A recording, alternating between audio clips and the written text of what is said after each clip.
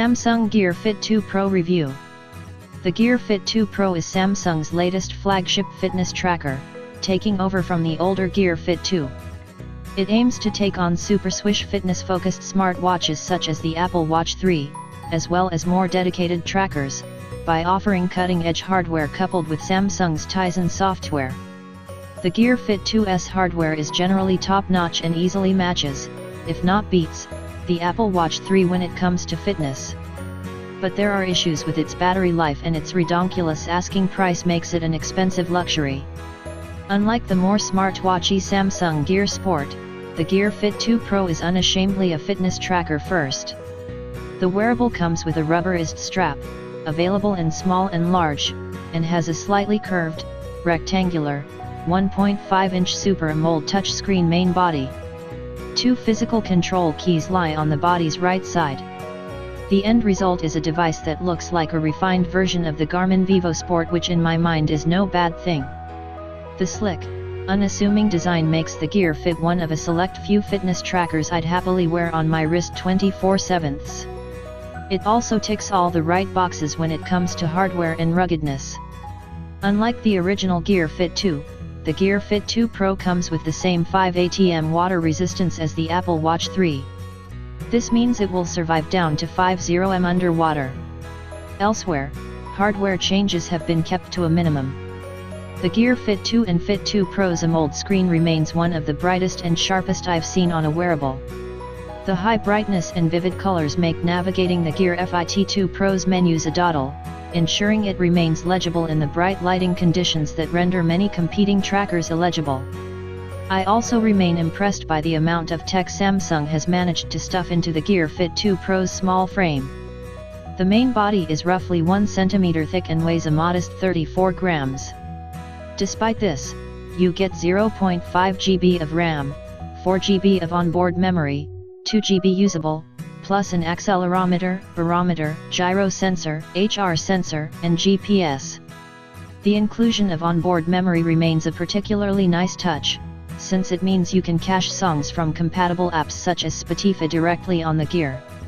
This removes the need to carry a phone or MP3 player with you if you want to listen to music while exercising.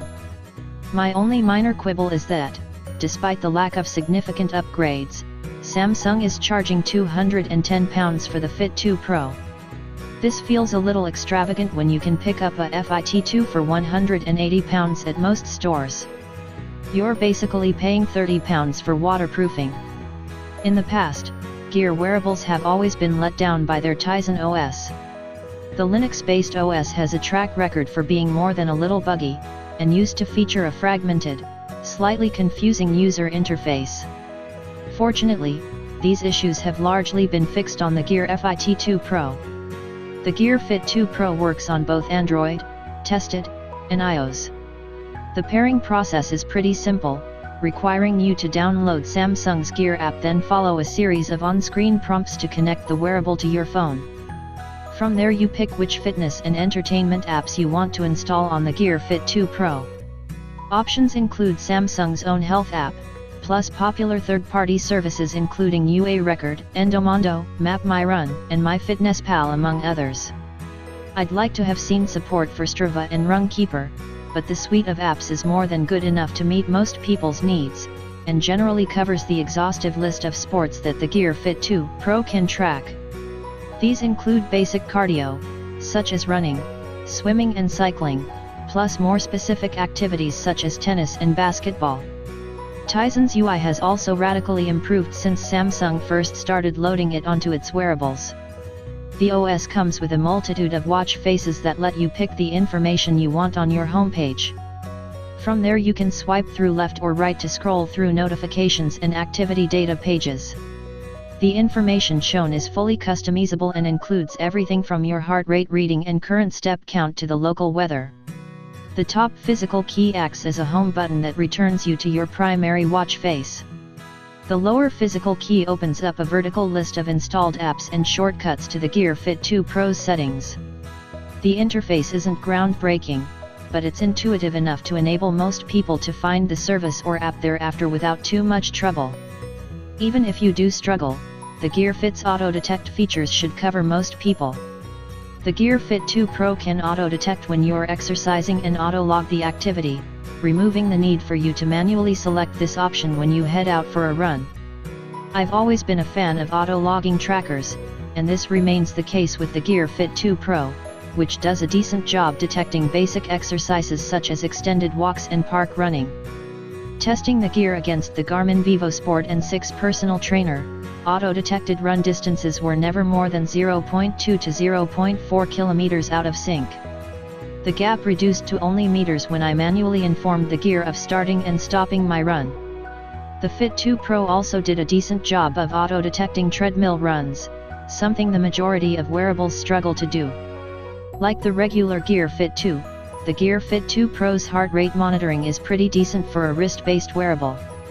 The readings remain uniform, which isn't something I can say about all wrist-based trackers. It's still nowhere near as accurate as ear-based monitors such as the Jabra Elite Sport, nor a dedicated HRM strap. Step and stair tracking was also suitably accurate. The gear's end-of-play reading was pretty similar to that of the VivoSport. Auto-tracking was a little more hit and miss with more complex sports, however, and, on occasion, was a little too sensitive for my liking. Activities the Gear Fit 2 Pro can't identify working a boxing bag, for example, are logged as nebulous other workouts. These record the distance traveled, average heart rate and the estimated calories burned, which aren't terribly accurate or helpful. Normally I wouldn't mind the lack of specifics, but the gear had a tendency to record even minor activities as workouts.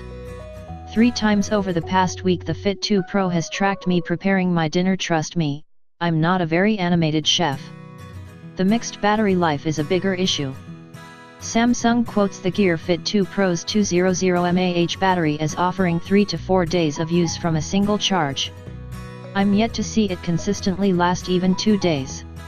Doing a quick half-hour workout most mornings and a 5 km lunch run every other day, and with notifications on and the screen at 50% brightness, I generally had to charge the Gear Fit 2 Pro every other day. 2 days use isn't terrible for a smartwatch, mind.